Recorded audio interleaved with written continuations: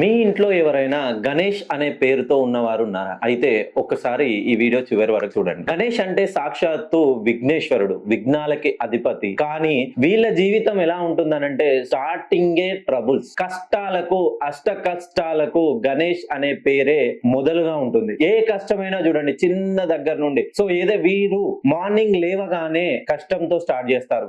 ఎంత hard workers అంటే వీళ్ళు రోజంతా కష్టపడి ఒక 100 రూపాయలు సంపాదించి వాళ్ళ ఫ్యామిలీకి ఎక్కువగా ప్రియారిటీ ఇస్తారు. ఫ్యామిలీలో ఉన్నటువంటి బరువు బాధ్యతలన్నీ వీళ్ళ భుజాలపై, వీళ్ళ తల మీద వేసుకొని ఫ్యామిలీ కోసం అహర్నిశలు కాలి కింద చెప్పుల కొవ్వొత్తుల ఎప్పుడూ కరిగిపోతుంటారండి. బంధు ప్రీతికి, ఆప్యాయతలకు, మమకారాలకు వీళ్ళు చాలా ఎక్కువ ప్రియారిటీస్ ఇస్తారు. కానీ ఆ బంధువులే వీరు ఎవరైతే నమ్ముతారో, వీళ్ళు గణేష్ అనే పేరు పెట్టుకున్న వాళ్ళు ఎవరినైతే నమ్ముతారో వాళ్ళు నట్టేట ముంచేస్తారు.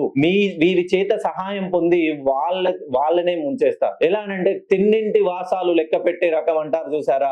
ఈ గణేష్ అనే పేరుతో ఉన్న వాళ్ళు ఎవరికైతే వీళ్ళు కష్టాలలో ఉన్నారని వీళ్ళ చేతితో సహాయం చేస్తారో వీళ్ళ దగ్గరే సహాయం పొంది వీళ్ళ కిందే గోతులు తీస్తారు. కష్టం ఎక్కువ గణేష్ అనే పేరు వాళ్ళకి, కష్టం ఎక్కువ, ప్రతిఫలం తక్కువ. ఉద్యోగం కోసం అహర్నిశలు కష్టపడుతుంటారు. ఏదో ఒక ప్రైవేట్ జాబ్ దొరికితే చాలు, ఒక 30 నుండి 40 వేలు సంపాదిస్తే చాలనుకుంటారు. మొదలుగా సంపాదన జాబ్ లో జాయిన్ అవుతారు, సాటిస్ఫాక్షన్ ఉండదండి, ప్రెజర్.